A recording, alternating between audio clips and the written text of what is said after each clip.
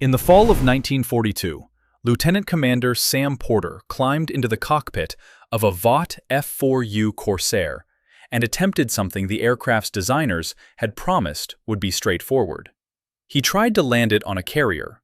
4 attempts, 4 disasters. After the 4th, Porter climbed out and told the Navy what he thought of their newest fighter, with the directness of a test pilot who had just spent 20 minutes being nearly killed. The Corsair was a death trap. The problem was the nose. The F4U had been designed around the most powerful engine available, the 2,000 horsepower Pratt & Whitney R2800 double Wasp, an 18-cylinder radial that could push the aircraft past 400 miles per hour. To extract every ounce of that power, the engineers fitted the largest propeller ever mounted on a single-engine fighter. 13 feet 4 inches of spinning aluminum that required unusually tall landing gear.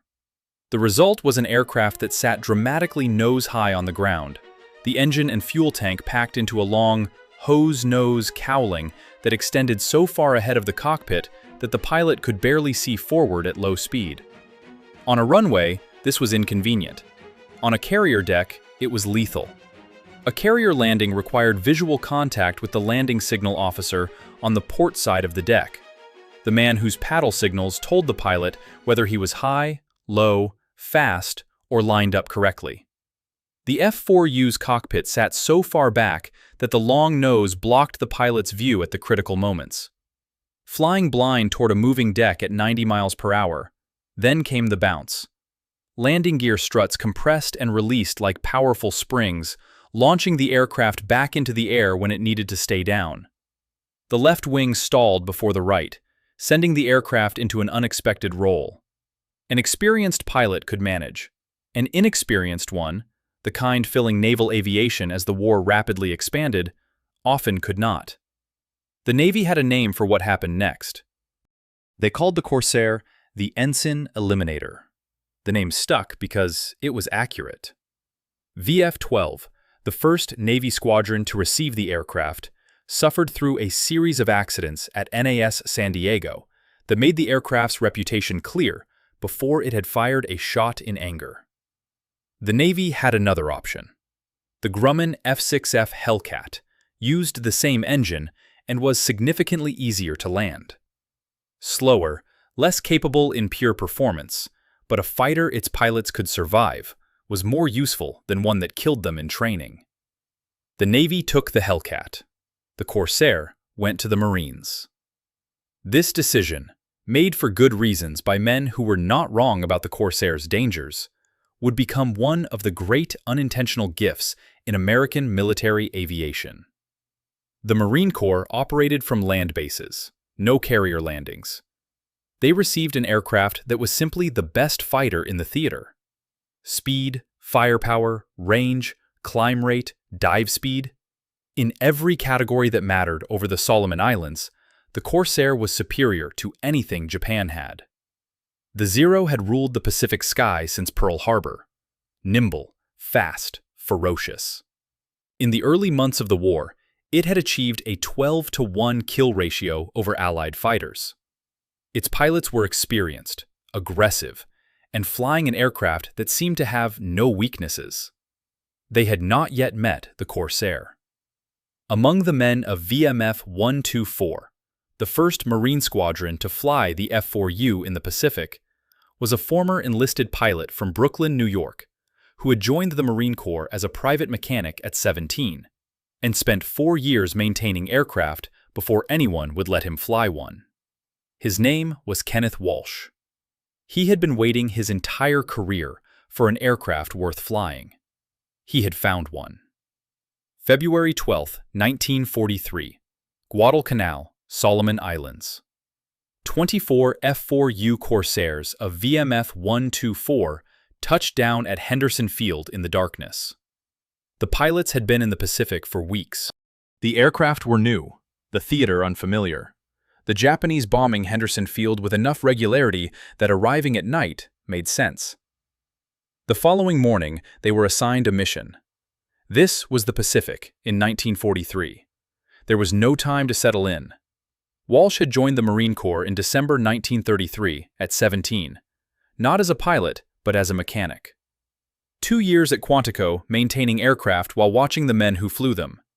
In 1936, he was selected for flight training at Pensacola, a door that opened to very few enlisted men. He earned his wings in April 1937. He was still a private.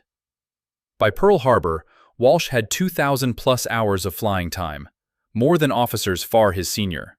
He had flown carriers, scouts, fighters, worked his way up to Marine gunner, and finally received a commission as second lieutenant in October 1942. 9 years in the Corps, 25 years old. He understood aircraft the way mechanics understand them, from the inside. What breaks and why. What the warning signs sound like before something catastrophic happens. When he climbed into the Corsair, he was not in a machine he had recently met. He understood it completely. What Walsh understood tactically was this. The Corsair's advantages over the Zero were specific and had to be exploited deliberately. The Zero was more maneuverable at low speeds. It could turn inside a Corsair below 300 miles per hour, getting behind the American aircraft before the pilot could respond. This was the engagement that killed Wildcat pilots. This was the engagement the Zero was designed to win. The Corsair was designed for a different fight. At high speed, above 300 miles per hour, ideally above 350, the Zero's controls became heavy, its structural limits showed, and the gap reversed. A Corsair with altitude and speed could dive on a Zero, fire, and climb back before the Zero's maneuverability could respond. The Zero could not follow a Corsair in a high-speed dive, could not match its climb rate, could not catch it in a straight-line chase once the Corsair established a speed advantage. Altitude, speed, never slow down, never try to outturn a Zero. Walsh was learning these lessons in the first weeks at Henderson Field, sometimes the hard way, always with the analytical attention of a man who had spent 9 years understanding why machines behaved as they did. The first confirmed engagement between Corsairs and Zeros was still weeks away, but on February 14, 1943, 2 days after VMF-124 arrived at Guadalcanal, the Japanese made the question urgent. A mixed force escorted B-24s to Kahili Airfield on Bougainville, P-38s, P-40s, Wildcats, and the new Corsairs. The Japanese intercepted over the target. 8 American aircraft lost, 2 Corsairs among them. The Japanese lost 3 Zeros, one to a mid-air collision with a Corsair piloted by Lieutenant Gordon Lyon, Jr. Both men killed. The first kill ever credited to an F4U, achieved not by gunfire, but by collision. The Americans called it the St. Valentine's Day Massacre. It was not the debut VMF-124 had hoped for. Walsh survived.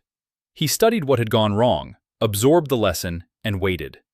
He understood something the engagement confirmed. The Zero was beatable, but you had to fight it on your terms, not on its terms.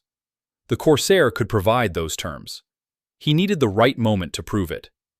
On the other side of the Solomon Islands, in the cockpits of Mitsubishi A6M Zeros based at Rabaul and the airfields across the island chain, the pilots of the Imperial Japanese Navy Air Service were watching something they did not fully understand yet. The new American fighter was faster than anything they had faced. That was not the problem. American aircraft had been getting faster throughout the war. Speed was something Japanese pilots had learned to account for, using the Zero's maneuverability to neutralize American speed advantages. But the Corsair dove at speeds that made the usual calculations meaningless. A Zero pilot who spotted a diving Corsair had perhaps 2 seconds to react before it was past him, its 6.50 caliber machine guns having delivered a burst that could destroy an aircraft with a fraction of a second of contact. The Corsair's distinctive inverted gull wings and long nose made it recognizable from a distance. But recognizing it and responding to it were 2 different things when it was coming down at 400 miles per hour from altitude advantage. The sound was part of it. When the Corsair pushed into a high-speed dive, air rushing through the intakes in its bent wing roots produced a sound unlike anything that had come before. A rising, whistling shriek that preceded the aircraft's arrival by several seconds. Japanese ground troops on the islands heard this sound and understood what it meant. The name they gave it moved through the island chain in the months that followed. Shino Kuchibue, the Whistling Death. The name captured something real. It was not just that the aircraft was fast and heavily armed. Its arrival was announced by a sound that functioned as a warning of something almost impossible to stop. Hearing the whistle and surviving became the experience of men who had done everything right, because men who did something wrong did not usually survive to describe what they had heard. The Japanese pilots were not simple opponents. The veterans, men who had flown since before the war, hundreds of combat hours over China and the Pacific, were among the finest aviators in the world. Saburo Sakai, who would end the war as Japan's second-ranking surviving ace with 64 victories, was honest about what he was facing. He wrote later that the Corsair was the better aircraft, the best interceptor and dogfighter among all Allied planes, and thus the most feared. This was not a conclusion Japanese high command wanted to hear. Officially, the Zero was superior. American advantages neutralizable by skill and spirit. Partially true. The Zero's low-speed maneuverability was real. Japanese training in 1943, though declining as experienced instructors were consumed by combat, still produced capable pilots. But the honest assessment, that men like Sakai were making privately, even when they could not say it openly, was that the situation had shifted in a way that was structural rather than temporary. The Americans had an aircraft that forced Japanese pilots to fight on American terms or not fight at all. The Corsair had not won the Pacific Air War, not yet, but it had ended Japanese air superiority, the dominance that had begun at Pearl Harbor and continued through the first brutal year. The Zero had ruled. The rule was ending. And on April 1, 1943, 6 weeks after the St. Valentine's Day massacre, on a patrol over the Russell Islands, Kenneth Walsh found the opening he had been waiting for. His flight had circled for 2 hours, been relieved by P-38s, turned for home. The P-38s were immediately jumped by Zeros. Walsh turned back, pushed the throttle, climbed for altitude advantage, found a Zero, attacked, then another, then a third. 3 kills, his first 3 victories. Proof that everything he had understood about this aircraft was correct. On May 13th, 2 more Zeros, east of the Russell Islands. The first Corsair ace in history. 5 kills, 5 proof points. The war over the Solomons was changing. On the morning of August 15, 1943, a Japanese naval aviator named Warrant Officer Kenji Okabe climbed into the cockpit of his Mitsubishi A6M0 at Kahili Airfield on Bougainville and prepared for what looked like a routine intercept mission. He was 24 years old, flying since 1940, 600 hours in the Zero, experienced by 1943 standards, when attrition was consuming Japanese pilots faster than training could replace them. He had flown against Wildcats, P-40s, P-38s. He understood how each moved, where their weaknesses were. He had not yet understood the Corsair. The mission? Intercept American aircraft covering the Allied landing at Vella La Vella. Radar had detected fighters moving in from the south. Kahili scrambled. Okabe climbed north toward the contact. What he did not know, what none of the Japanese pilots at Kahili fully knew, was that the man leading one American division had 2,000 hours before the war started, had been waiting since February for exactly this engagement. Here is what happens when those two things meet above the Solomon Islands on a clear August morning. Kenneth Walsh saw them first. He had altitude. The Corsair's climb rate gave him that. The Zero could match it low, but not through 20,000 feet. Walsh was above the Japanese formation, sun at his back, in the only position worth having. He pushed the nose down. The Corsair in a dive was a different machine. Speed built fast, 300, 350, 400 miles per hour. 6.50 caliber machine guns, 3 in each wing, enough ammunition for 30 seconds of continuous fire. Walsh did not need 30 seconds. 2 Japanese dive bombers, 1 fighter. Down, firing, climbing before the Zero escort could respond. 3 kills in a pass that lasted perhaps 8 seconds. Then his plane took a 20mm hit in the starboard wing fuel tank. Walsh pulled into a cloud, instruments tumbling, vertigo immediate. He flew on instruments, exited the cloud inverted in a 43-degree dive, looking directly into the crater of an extinct volcano on Kolombangara Island. He pulled out. Barely. He landed at Segi with no gear and no flaps. The Corsair's belly scraped the runway. The aircraft was declared a total loss. Walsh walked away. This is what the 11-to-1 kill ratio doesn't capture. That number exists not just because the aircraft was better, but because of what the men inside it were willing to do. Shot up, nearly flew into a volcano, destroyed the plane on landing. 2 weeks later, back in the air over the same islands. 2 weeks later, August 30th, 1943. Engine failed during a B-24 escort over Kahili. Walsh landed at Munda, a captured Japanese airfield, unfamiliar. Found another Corsair on the flight line, climbed in, took off again, rejoined his flight over Kahili, and found 50 Japanese Zeros. Not 4, not 10, 50. He was alone. Here is what a man with 2,000 hours and 9 years in the Marine Corps does when he finds himself alone against 50 fighters over a Japanese-held island. He attacks. 4 Zeros went down before a cannon shell found his cockpit.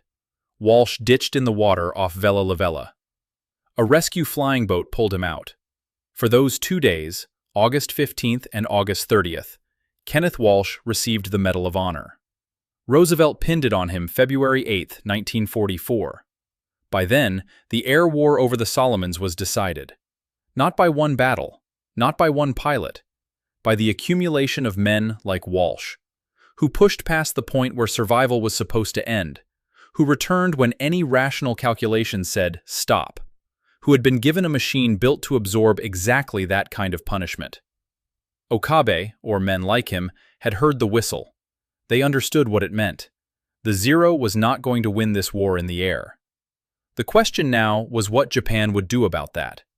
And the answer Japan chose, the answer that emerged from the wreckage of its air superiority, was one that the Marines on the ground below would remember for the rest of their lives. In the autumn of 1943, somewhere in the command offices of the Imperial Japanese Navy at Rabaul, a staff officer named Commander Masatake Okumiya was looking at numbers that he was not permitted to share with anyone outside the room. He was 35 years old, career naval officer, veteran aviator, present at Midway. Spent 18 months since writing analyses no one in high command wanted to read. His job? Tell the truth about the air war. The truth did not fit the official narrative. They were not holding their own. Okumiya had the real numbers, not the communique numbers, the ones that transformed defeats into heroic sacrifices. The actual names of pilots who had not returned. Aircraft written off. Replacement pilots arriving from training schools with, in some cases, fewer than 100 hours before being sent against men like Walsh. Here is what those numbers showed. Since the Corsair arrived, Japan had lost air superiority not in one battle, but in dozens of small ones. A patrol here, an escort there, each returning with fewer aircraft than it launched. Replacement pilots dying faster than schools could train them. The veterans, 400, 500, 600 hours, gone. Shot down over the Russells. Ditched off Vella La Vella. Listed as missing in reports a wingman wrote in 3 sentences. And the Americans were not slowing down. Okumiya understood what the official position refused to say. The Corsair had changed something structural. Altitude, speed, diving attack, climbing recovery, American terms. Japanese pilots fighting on Zero terms were dying at a ratio the training system could not absorb. The numbers said 11-to-1. 11 Japanese aircraft for every Corsair lost. Not in one battle, across the entire campaign. Every day, every week since February 1943. Okumiya wrote, "We are losing pilots we cannot replace in exchange for Americans who return to their bases, repair their aircraft, and fly again tomorrow." The High Command noted it, and made a decision Okumiya understood was the private admission that the air war had already been decided. They began withdrawing veteran pilots from the Solomons. Officially, they were not losing. Every engagement was heroic. But withdrawing veterans to train the next generation meant the High Command understood privately. These men were irreplaceable, and spending them against Corsairs was a cost Japan could not sustain. The withdrawal left younger pilots to hold the line. They did not hold it. This is what 11-1 actually means. Not that the Corsair won every fight. It means the structural mathematics had shifted in a way that bravery could not correct. Japan was losing skilled men at a rate the training system could not replace. America was losing aircraft at a rate the industrial system replaced in days. Remember that mathematics, because what Japan did next was not a new fighter, not a new tactic. It was something never systematically used in the history of air warfare. Vice Admiral Takejiro Onishi proposed it in October 1944. The word came from legend, a divine wind that destroyed a Mongol invasion fleet in 1281, saving Japan from conquest. Kamikaze. The logic was coherent. If Japan could not win the air war with pilots who intended to return, perhaps it could with pilots who did not. A Zero with a 550-pound bomb, flown by a man who had accepted death, could not be scared off. Could not be discouraged by anti-aircraft fire. Would continue through damage that would make any rational pilot break off. The Corsair had forced Japan to this conclusion. Not directly, not in one battle, but the mathematics, 11-1, veterans gone, replacements dying in weeks, had reduced Japanese options until this one remained. The first kamikaze attacks hit American ships in October 1944.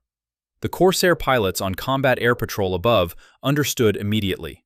Japan had just announced, in the clearest possible language, that the air war was over. It had lost, and it knew. On October 25, 1944, a 23-year-old ensign named Yukio Seki climbed into the cockpit of a Zero loaded with a 550-pound bomb at Mabalacat Airfield in the Philippines and did not check the fuel gauge for the return journey. There was no return journey. Seki led the first organized kamikaze unit, the Shikishima, named after a classical Japanese poem. Trained aviator, Naval Academy graduate, married 2 months before this assignment. He left a photograph of his wife in his quarters. He found the American escort carrier, USS St. Lo. His Zero hit the flight deck. The bomb penetrated to the hangar bay. Explosion and fire sank the ship in 30 minutes. 143 American sailors died. First ship in history sunk by a deliberate suicide aircraft attack. Above the fleet, Corsair pilots tried to intercept before the kamikazes reached the ships. Some they caught, many they didn't. A conventional Japanese pilot taking enough hits would break off. A kamikaze taking the same hits would continue. Destroying a Zero took time. Time the Zero, in its final seconds, sometimes did not need. The mathematics had changed again. This is what gets lost when the story ends at 11-1. The ratio was real. But Japan's response, converting the Zero into a weapon that flew itself into ships, created a problem no kill ratio could solve. You cannot threaten a dead man with death. The Corsair pilots adapted. They extended patrols further from the fleet, intercepting at greater distances. Attacked from the side and below. Hits to the engine could stop the aircraft even if the pilot did not. Coordinated with radar for early warning, buying the seconds between intercept and impact. It was not enough to stop all of them. At Okinawa, spring 1945, 1,900 kamikaze sorties, 34 American ships sunk, 368 damaged, nearly 5,000 sailors killed. Corsair's Flying Combat Air Patrol destroyed more kamikazes than any other aircraft. But the ones that got through, got through. And here is the number that captures both things simultaneously. Of the 2,140 Japanese aircraft Corsairs destroyed in aerial combat during the entire Pacific War, an unknown but significant portion were not fighters or bombers in the conventional sense. They were men who had already accepted death before they climbed into the cockpit. The Corsair killed them anyway. On the way in, Lieutenant Commander Roger Hedrick wrote in his action report, "The only complete answer to the kamikaze is to destroy them at their airfields before they take off.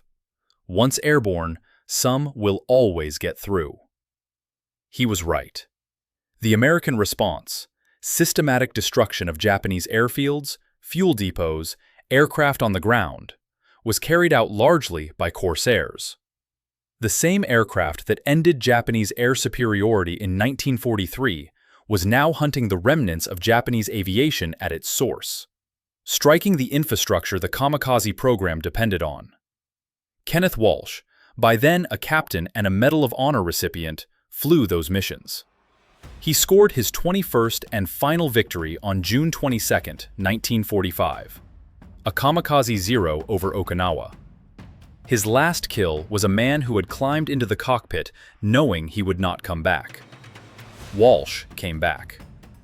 Japan had built the finest naval air force in the world.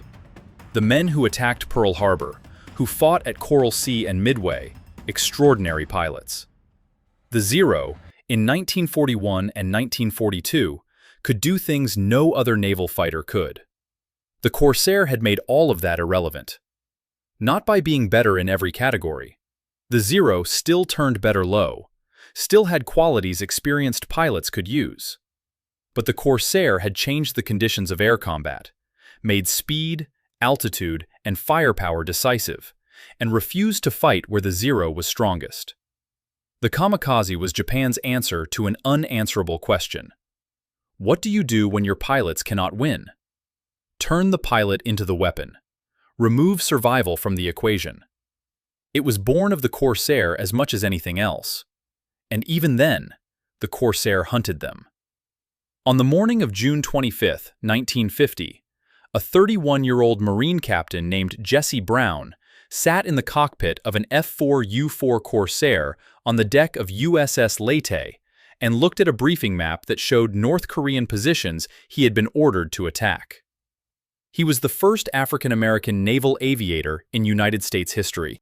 Wings in 1948, 3 years after the war that made the Corsair famous, ended. He had fought to get there, fought the system, fought the prejudice, fought the assumption that certain things were not done by certain people. With the quiet persistence that gets men through situations where giving up would be easier. Now his country was at war again. Different war, different peninsula, different enemy. The aircraft beneath him was the same one that had killed 2,140 Japanese aircraft in the Pacific. The Corsair was still flying. The aircraft the Navy rejected in 1942 as too dangerous to land on carriers was, in 1950, still the frontline combat aircraft of marine aviation. 8 years after Sam Porter had declared it a death trap. 5 years after the war, it had won. Still flying, still fighting. Korea. MiG-15 jets. Conditions nobody in 1942 had designed it for. It worked anyway. Korea was different. A land war, front lines that moved, close air support as the primary mission. Infantry needed bombs, rockets, napalm delivered with precision. The Corsair, designed as a fighter, turned out to be exceptional at all of it. Speed made it hard to hit. Ruggedness, same structural strength that let Walsh fly home with a burning wing tank, meant it absorbed fire that destroyed lighter aircraft. 6 machine guns, ordnance under the wings. The Marines below had names for them. Angels of Okinawa, Sweetheart of the Marianas. In Korea, they added, the best close air support we had. Jesse Brown flew 20 combat missions before December 4, 1950. Chosin Reservoir. 15,000 Marines surrounded by 120,000 Chinese. 35 below zero. Brown's Corsair hit by ground fire. Forced landing on a snow-covered slope. Aircraft did not burn. Brown alive in the cockpit, trying to get out. His wingman, Lieutenant Thomas Hudner, could see him. Hudner made a decision. He deliberately crash-landed his Corsair on the slope beside Brown's. Prohibited, unauthorized. Cost him his aircraft. He did it because his wingman was alive and needed help. He could not get Brown out. The cockpit had crumpled, pinning Brown's leg. Hudner worked with bare hands in temperatures that froze exposed skin in minutes. Brown told him to think about his own safety. A rescue helicopter arrived. The crew also could not free Brown. As darkness fell, Jesse Brown died in the cockpit of his Corsair on a Korean mountainside. Thomas Hudner received the Medal of Honor. Jesse Brown received the Distinguished Flying Cross. His widow Daisy accepted it. Here is what that story captures that the 11-to-1 ratio does not. The ratio is a fact about an aircraft. Jesse Brown and Thomas Hudner is a fact about what men do when the aircraft goes down. The loyalty that operates independently of regulations, in the specific, cold clarity of a moment when a man is alive and you are the only one close enough to help. The Corsair was the machine. The men were the story. They always were. And here is what neither the kill ratio nor the Korean record captures fully. The Corsair outlasted every expectation placed on it. The Navy said it was too dangerous for carriers in 1942. By 1944, the Navy was flying it from carriers. The designers built it as a fighter. The Marines turned it into a fighter-bomber, a close support platform that infantry would call for by name. Kenneth Walsh flew it in 1943 against Zeros over the Solomons. Jesse Brown flew it in 1950 against Chinese positions above the Chosin Reservoir. The same aircraft, the same bent wing, the same 2,000 horsepower engine.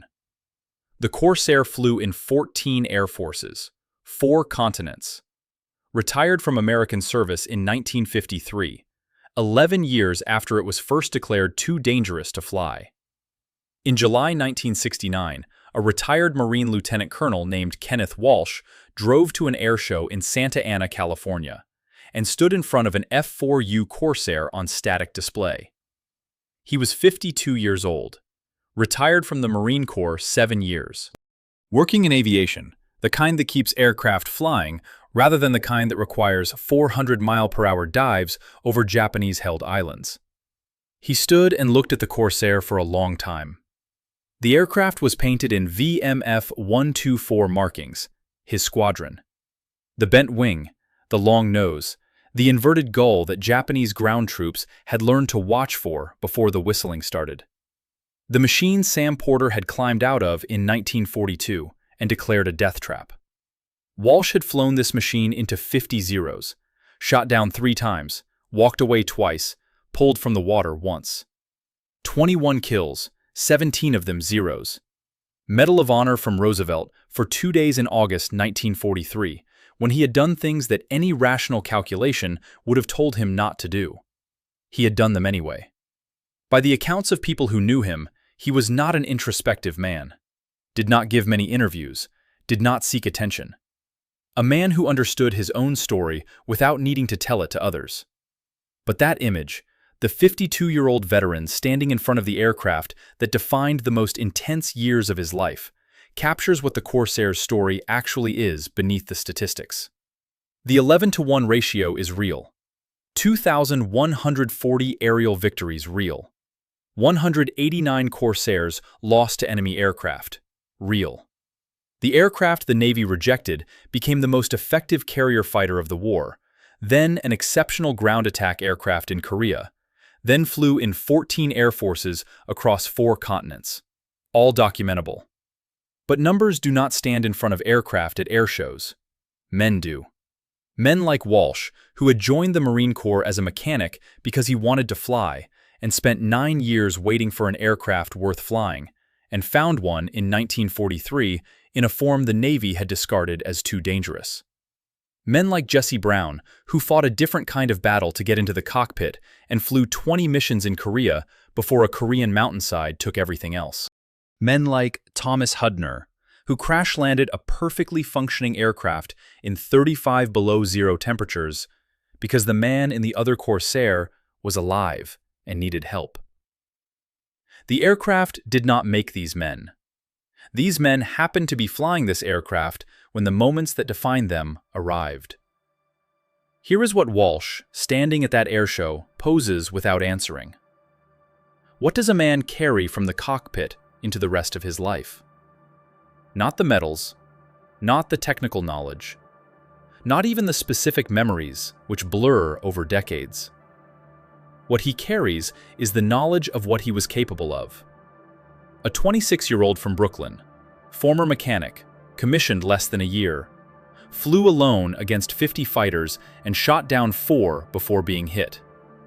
That happened. Not a story about an aircraft, a story about a man discovering the outer boundary of what he was capable of, in conditions that tested it with absolute seriousness. You cannot unknow that about yourself. Walsh retired in February 1962, remained connected to the community of Medal of Honor recipients and naval aviators, attending ceremonies, speaking to historians, contributing the specific knowledge that only the men who were there possessed. He died on July 30th, 1998, in Santa Ana, California. He was 81 years old, buried at Arlington. The Corsair he had flown was by then an airshow aircraft, a static display for people not born when Walsh flew it over the Solomons. Something to look at and try to imagine. Most people cannot imagine it. Walsh could not explain it. That is the gap between the record and the experience, between 11-to-1 and the specific reality of 400 miles per hour and 6 guns and a 0 in your sights, and the knowledge, somewhere below thought, that the man in that 0 is trying to do to you exactly what you are trying to do to him, and only one of you is going home. Walsh went home 21 times. Here is the thing about the ensign eliminator. In the autumn of 1942, the United States Navy looked at the F4U Corsair and made a rational decision. The aircraft was dangerous. It killed inexperienced pilots. It could not be safely landed on a carrier. They had a better option, the Grumman F6F Hellcat. Same engine, better deck manners, easier to fly. They gave the Corsair to the Marines and moved on. Every part of that decision was correct, and every consequence of that decision was the opposite of what the logic suggested. The Marines did not need an aircraft that could land on carriers.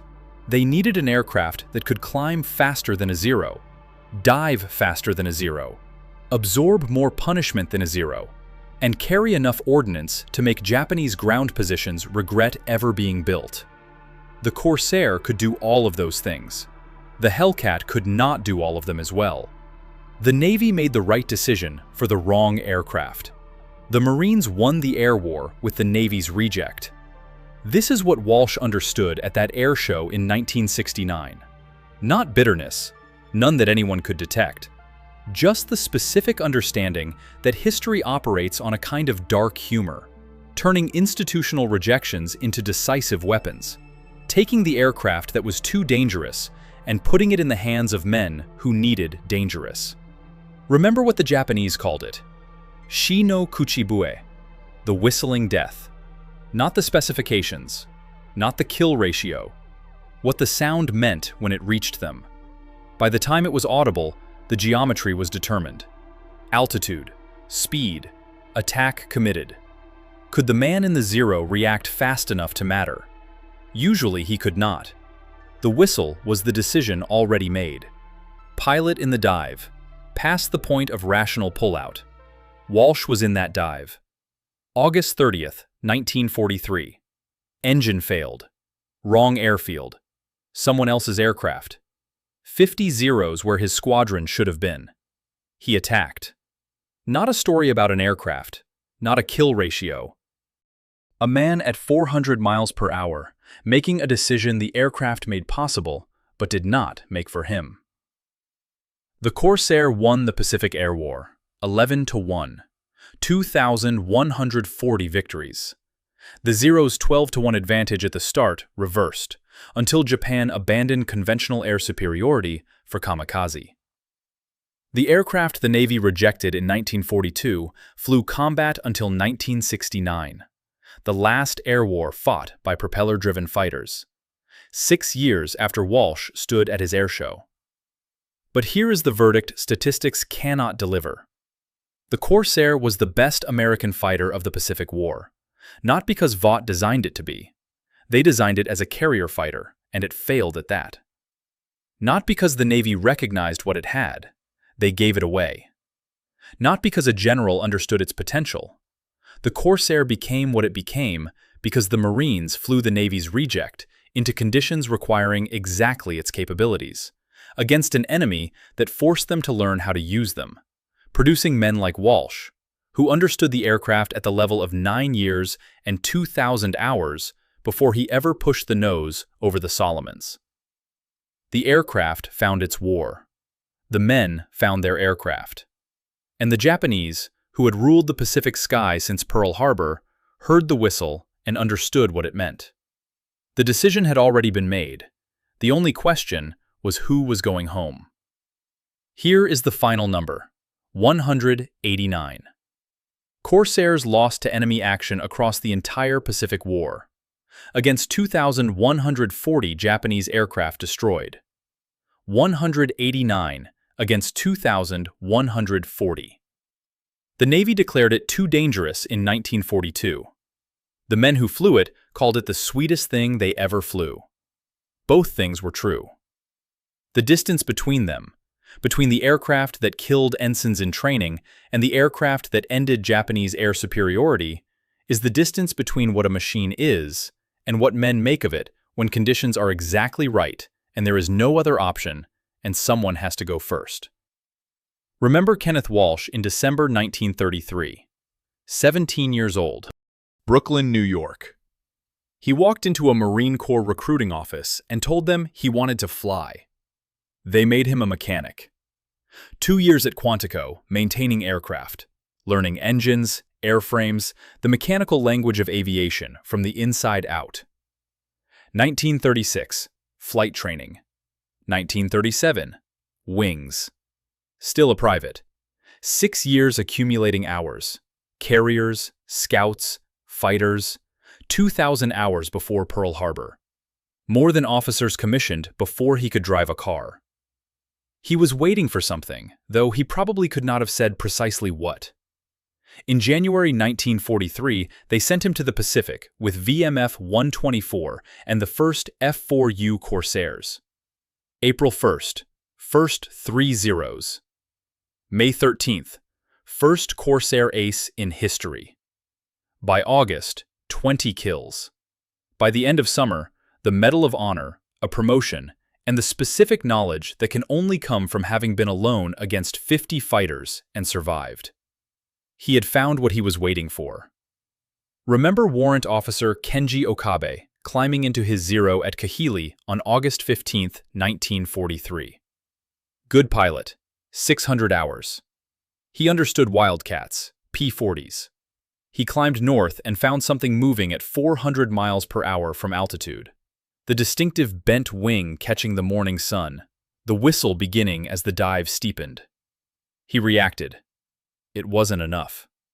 Remember Okumiya in the autumn of 1943, looking at numbers he wasn't permitted to share? Writing, "We are losing pilots we cannot replace." Watching the High Command begin its private acknowledgement that the air war had already been decided. Remember Yukio Seki, 23 years old, photograph of his wife in his quarters, climbing into a Zero with no fuel for a return journey. The first Kamikaze. Japan admitting in the only way it could that the conventional air war was over. Remember Jesse Brown, 20 missions over Korea in the same aircraft Walsh flew over the Solomons. The forced landing. Hudner crash landing beside him, bare hands in 35 below. The helicopter that could not free him. The darkness coming down. Remember Walsh at the air show in 1969? Standing in front of the bent wing, not explaining anything, understanding everything. Each of these men is a piece of the same story. Not really about the Corsair. The aircraft is the fixed point. Declared too dangerous, flown to air superiority, forcing Japan to invent the Kamikaze, flying combat until 1969. Remarkable numbers. The story is about what happens when you give men who have been waiting for something the exact thing they were waiting for. Walsh had been waiting 9 years, maintaining aircraft, flying observation planes, accumulating hours in machines that were not what he needed. When the Corsair arrived, he understood it immediately. Not because it was easy. It was the ensign eliminator. But 9 years had given him exactly the tools to use what it offered. Speed, altitude, firepower. The willingness to dive past the point where pulling out was rational. The aircraft made that possible. The man made it happen. Japan called it the whistling death because the whistle was the last thing many of their pilots heard. But the whistle was not the aircraft. The whistle was the sound of a man who had spent 9 years becoming exactly the person this moment required. Committing to a dive at 400 miles per hour over the Solomons against odds any reasonable calculation would have called prohibitive. The whistle was Walsh. The Corsair was the instrument. The instrument was the sweetest thing he ever flew. The 189 lost against 2,140 destroyed is ultimately a fact about men who found their instrument at exactly the right moment, flew it past the limits it was supposed to have, came back when they were supposed to be dead, and went out again the next morning. They always went out again. That is the story the whistle was telling. That is what it meant.